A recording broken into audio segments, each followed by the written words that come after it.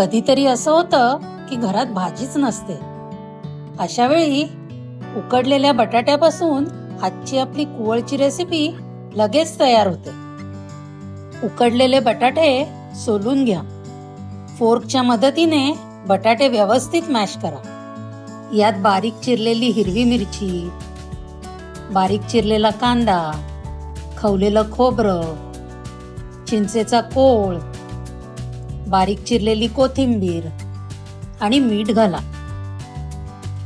तुम्ही या रेसिपीत चिंचेचा कोळ आणि मिरची तुमच्या आवडीनुसार कमी जास्त वापरू शकता.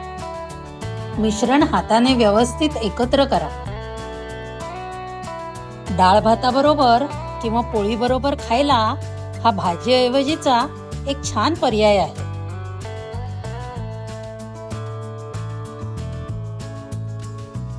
वरून चिरलेल्या कोथिंबिरीने सजवा. तयार झाला आपला सोप्पा बटाट्याचा कुवळ.